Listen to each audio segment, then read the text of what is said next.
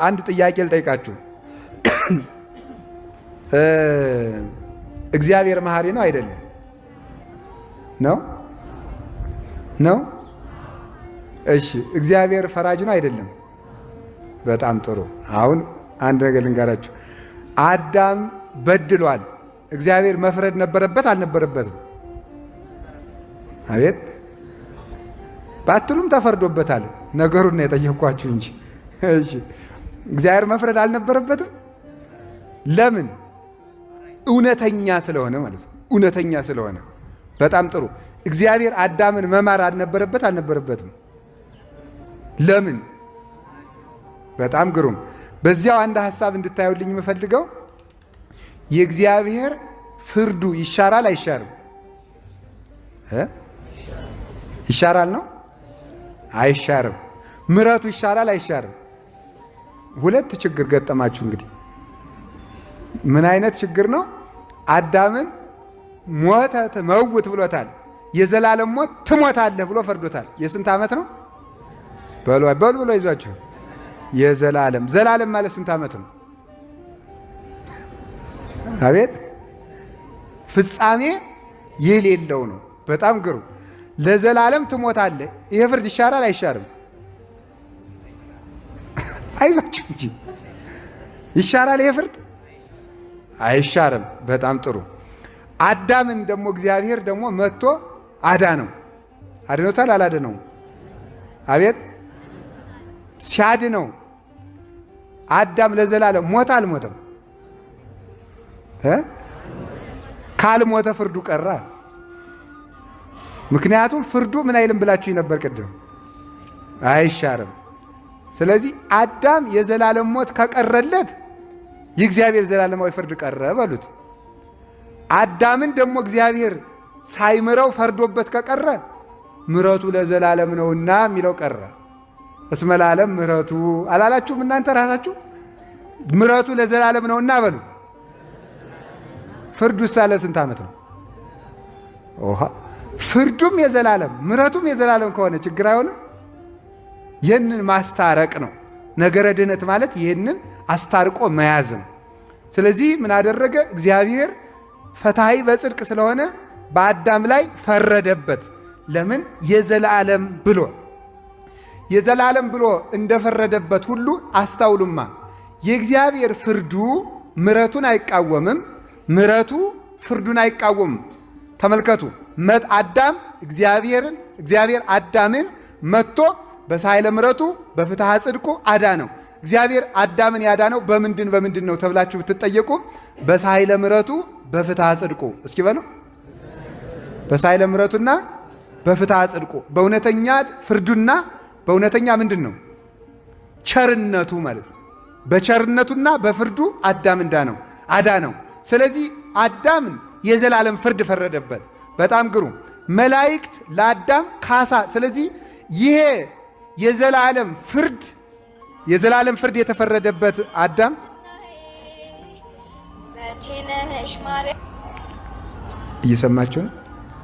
እየሰማችሁ ነው? ምንድን ነው እየሰማችሁ ያለ? ምንድን ነው ያቆም ነው? አቤት የዘላለም ፍርድ ተፈርዶበታል። ተፈርዶበት አልቀረም፣ ሊምረው ይገባል። ሲምረው ደግሞ ፍርዱ መቅረት የለበትም። ስለዚህ ምን አደረገ እግዚአብሔር? የፍርድ አልተሻረም የሚያሰኘው የማይሻር ካሳ ከተካሰ ብቻ ነው። ዘላለማዊ ካሳ ከተካሰ ካሳው የዘላለም ስለሆነ ፍርዱ ቀጠለ እንጂ ተሻረ አይባልም ማለት ነው። ፍርዱ ቀጠለ እንጂ ተሻረ አይባልም። ስለዚህ ቅዱሳን መላእክት ካሳ እንዳይክሱ ዘላለማውያን አይደሉም ማለት አይሞቱም፣ ግን መነሻ አላቸው። ያልኖሩበት ጊዜ አለ። ነቢያት እንዳይክሱ ደግሞ ምን አለ? ነቢያት እንዳይክሱ ዘላለማውያን አይደሉም። ሁለተኛ ደግሞ ወንጀለኛ ለወንጀለኛ ዋስ አይሆንም። እነሱ ራሳቸው በበደል ማሰሪያ የታሰሩ ናቸው። እንደገና ደግሞ ዘላለማዊ ካሳ ሊሆን አይችልም። ሰማይና ምድር ካሳ ሆነው አዳምን እንዳይማር ሰማይና ምድር ዘላለማውያን አይደሉም። ስለዚህ መሆን ነበረበት ዘላለማዊ ፍርዱ እንዳይሻር ዘላለማዊ ካሳ መቅረብ ያስፈልጋል። ይህ ዘላለማዊ ካሳ ማን ብቻ ነው ሲባል አምላክ ዘላለም እግዚአብሔር ብቻ ነው። መነሻም መድረሻም የሌለው ማን ብቻ ነው? እግዚአብሔር ሲበሉ መነሻም መድረሻም የሌለው ማን ነው? እግዚአብሔር ዘላለማዊ። ስለዚህ የዘላለም ፍርድ የፈረደ እግዚአብሔር ነው። የዘላለም ፍርድ የፈረደ እግዚአብሔር ከሆነ የዘላለም ካሳ ከቀረበ ብቻ ዘላለማዊ ፍርዱ ቀጠለ ይባላል፣ ሳይሻር ተማረ ይባላል። ስለዚህ ዘላለማዊ ካሳ ደግሞ ዘላለም ደግሞ እግዚአብሔር ብቻ ነው። በዚህ ምክንያት ዘላለማዊ እግዚአብሔር ለዘላለማዊ ፍርዱ ዘላለማዊ ራሱን ክሶ ራሱ ይታረቅ ዘንድ ራሱ ሰው ሆኖ ተገለጠ። ወኮነ አራቄ ለሐዲስ ኪዳን ለሐዲስ ሕግ ለሐዲስ ርስት ለመንግሥተ ሰማያት እሱ ሊቀ ካህናት አስታራቂ ሆነ። ክህነቱ የዘላለም ነው የሚባለው ለዚህ ነው። የክርስቶስ ክህነት የዘላለም ነው ማለት አንድ ቀን ያቀረባት ያቺ የእርቅ ስራው በዕለተ ዓርብ ያቀረባት የእርቅ ስራው ለዘላለም ሰው ሁሉ ሲታረቅባት የምትኖር ዘላለማዊት ካሳ ናት። ዛሬ አስተብቆት፣ ስለት፣ ጸሎት፣ ምልጃ የለበትም። እሱ ግን ምን ማለት ነው? አንድ ጊዜ ሁልጊዜ በእርሱ በኩል የሚመጡትን ሲያማልድ ይኖራል ይላል ዕብራውያን ምዕራፍ 7 ቁጥር 25 ላይ ስታነቡ ዘወትር በእሱ በኩል የሚመጡትን ሲያማልድ ይኖራል ያድናቸውማል ብሎ ይናገራል። ሲያማልድ ይኖራል የሚለው ምን ማለት መሰላችሁ? ዘወትር ክርስቶስ አምላክ ወልደ አምላክ ስግው ቃል ብለው ለሚያምኑ በእርሱ በኩል ለሚመጡት ማለት ምን ማለት መሰላችሁ? እኔ ይገርመኛል። በሱ ሃይማኖት አምነው በሱ አሰረ ፍኖት ለሚመጡት ማለት ነው። በነገራችን ላይ ክርስቶስ ይማልዳል ቢባል እንኳን ለፕሮቴስታንት አያማልድም። ለምን መሰላችሁ? ምክንያቱም የሚያማልደው በሱ በኩል ለሚመጡት ነው። እስኪ በሱ በኩል ለሚመጡት በሉ። ምን አላችሁኝ? በሱ በኩል ለሚመጡት ማለት ምን ማለት ነው? በሱ ሃይማኖት አምነው በሱ ስም ተጠምቀው በሱ መንገድ ለሚሄዱ ማለት ነው። የሱ መንገድ ማለት የኦርቶዶክስ ጉዞ ነው። የጾም ጉዞ፣ የጸሎት ጉዞ፣ የመናቅ ጉዞ፣ የመከራ ጉዞ፣ የትርምት ጉዞ፣ የሰጊድ ጉዞ፣ የምናኔ ጉዞ፣ እንዲህ ያለው የመከራ የተጋድሎ ጉዞ የክርስቶስ ጉዞ ነው። በክርስቶስ መንገድ ላልመጡ በሱ በኩል ለማይመጡ እሱ በሰራት ወንጌል ለማይመጡ እሱ በኖረባት ሕይወት ለማይመጡ ግን ለነሱ የእርቅ ስራም አይሰራላቸውም። ስለዚህ በሱ በኩል ለሚመጡት ሕይወት መድኃኒት ብለው ለሚያምኑት ተመልከቱ። በእኔ ስም ስላመናችሁ ሲባል አሁን ዛሬ መናፍቃኑ ሁሉ በስሜ የተጠላችሁ ሕይወት ትሆናላችሁ ስላለ በኢየሱስ ስም ስንል ተጠላን ይላል። እንዲህ ይገርማል። ሁሉም ሰው በኢየሱስ ስም ተጠላን እያለ ነው። በስሜ ትጠላላችሁ የምትለው ቃል ራሱ በጣም ድንቅ ናት። በስሜ ማለት ስሜ ሕይወት መድኃኒት መሆኑን ስላመናችሁ ተብሎ ነው የሚተረጎሙ። እስቲ ሕይወት መድኃኒት በሉ። ኢየሱስ ማለት ምን ማለት ነው? ኢየሱስ ያድነኛል ስላላችሁ ነው ያለው። በዚህ በኩል አምነው ለሚመጡት እሱ የእርቅ ስራን ይሰራላቸዋል ማለት ከራሱ ከመንፈስ ቅዱስ ከአብ ጋር ያስታርቃቸዋል። በነገራችሁ ላይ እግዚአብሔርን በእግዚአብሔር መለመን ይቻላል። እየሰማችሁ ነው? እየሰማችሁ ነው ወይ? ማንን በማን መለመን ይቻላል? አቤት ተመልከቱ።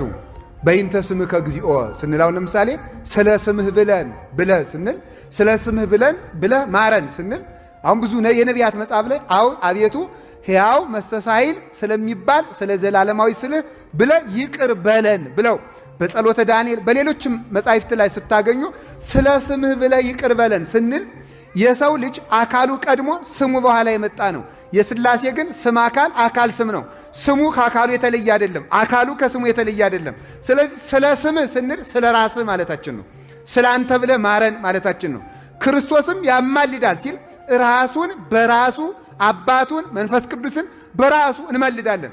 ምን ብለን? ስለ ራሱ ብለን በቤተልሔም ዘይት አጸፍ ብርሃናተ የምትባል ስትሆን ወቦቱ ብርሃን ዘይጠፍ በማይጠፋ ብርሃን ማንም ሊቀርበው በማይችል ብርሃን እግዚአብሔር ነግሰ ስብሐቲሁ ለብሰ ተብለ ብርሃን ክብርህን ለብሰ የምትኖር ስትሆን ነገር ግን የምትለብሰው አተህ እናትህ የበለስ ቅጠል ቆርጣ ስላለበሰች ስለዚያ ብለ እርቃናችን አታስቀረን ብለን ብንለው ራሱን በራሱ ለመን ነው ማለት ነው።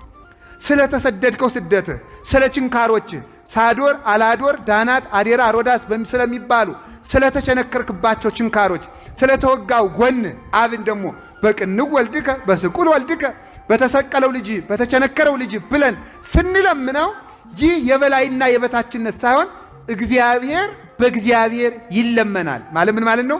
እግዚአብሔር ስለ ሕያው ገናንነቱ ስለ ራሱ ቸርነት ብሎ ራሱ ለፍጥረት ምሕረትን እንዲሰጥ ይለመናል ማለት ነው። ከቃሉ ጋር ናቸው። እግዚአብሔር ከሁላችን ጋር ይሁን። ያን ዘላለማዊ ካሳ ራሱ በግ ሆኖ ራሱ ሊቀ ካህናት ሆኖ ራሱ የራሱን መስዋዕት የሚቀበል ንጉሥ ሆኖ ተቀብሎ ለኛ ስርየትን ሰጠ። የዕዳ ደብዳቤያችንን ፋቀ። ለዘላለምም በክርስቶስ አምነው ለሚመጡ ሁሉ ይህ ደም በእውነቱ ስርየትን ሲሰጣቸው ሲያትማቸው ይኖራልና ሊያማልድ በሕይወት ይኖራል ይላል። ማለት አንድ ጊዜ ያደረገው ካሳ ሕያው ሆኖ ሲያስታርቅ ይኖራል። በዚህ ምክንያት እንግዲህ ተመልከቱ፣ በአዳም የተፈረደው ዘላለማዊ ፍርድ በዘላለማዊ ካሳ ጸንቶ ኖረ ይባላል እንጂ ፍርዱ ሳይሻር ቀረ። ለምን? ካሳው ስለማይሻር። ከዚህ የተነሳ ምሕረቱን አገኘን። በፍርዱ ምሕረቱን የሰጠን እግዚአብሔር የተመሰገነ ይሁን።